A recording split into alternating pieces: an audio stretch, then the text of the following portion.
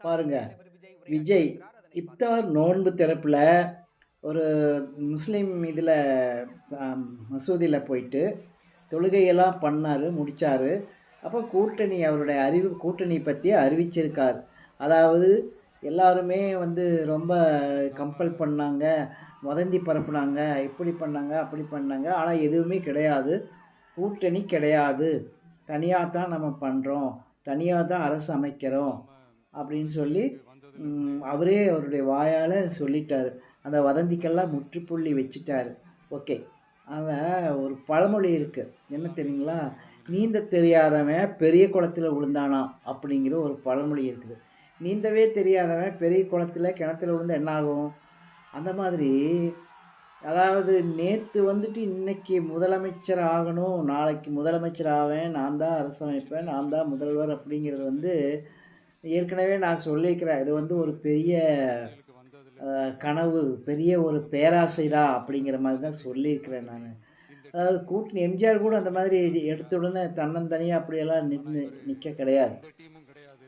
அதாவது எந்த விதமான அட்லீஸ்ட் ஒரு எம்எல்ஏ கூட ஆகாமல், அரசியல்ல இதுவரைக்கும் எந்த விதமான கட்சியிலயும் ஒரு உறுப்பினராக கூட இல்லாமல், அரசியலை பற்றி எதுவுமே இதுவரைக்கும் பேசாதவர், திடீர்னு ஒரு கட்சி ஆரம்பிச்சு, ஒரு முதல்வர் ஆகணுங்கிறது வந்து எல்லாத்தையும் கூட்டமா கூட்டிட்டு போய் கிணத்துல விழுந்த மாதிரி தான்.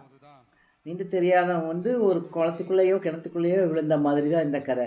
அதனால என்ன பண்ணணும்னா, ஒரு ரப்பர் ரப்பர் டியூப்பாவது கூட்டணி என்கின்ற ரப்பர் டியூப்பாவது போட்டு குதிச்சிருந்ததுன்னா, அது கொஞ்சம் கரையேறுவதற்கு கொஞ்சம் அப்போ இந்த கூட்டணி வேண்டாம், யார் கூடவும் எனக்கு கூட்டணி கிடையாது, அது இல்ல, இது இல்ல அப்படின்னு சொல்றதுலயே, அந்த ஆணவம் வெளிப்படுகிறது.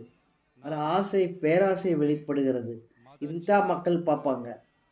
யாருமே இந்த ஆணவத்தோடு அப்படியெல்லாம் பண்ணக்கூடாது. ஒரு கூட்டத்தை வச்சுட்டு, ஒரு பையங்களுடைய கூட்டத்தை வச்சுட்டு, எதுவுமே நம்ம சொல்ல முடியாது. இது மாதிரி பல நடிகர்கள் இந்த மாதிரி வந்துட்டு போயிருக்கிறாங்க. பல நடிகர்கள், நெறைய நடிகர்கள் கட்சி ஆரம்பிச்சு, இந்த மாரி கூட்டத்த நம்பி வந்துட்டு காணாமல் போயிருக்கிறாங்க.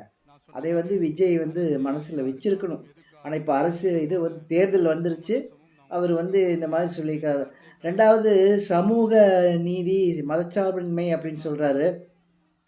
பொங்கலுக்கு வந்து இந்துக்கள் பண்டிகையில எதுவுமே கலந்துக்கல. எங்க போனாருன்னு தெரியல. தீபாவளிக்கு எதுலயும் கலந்துக்கல.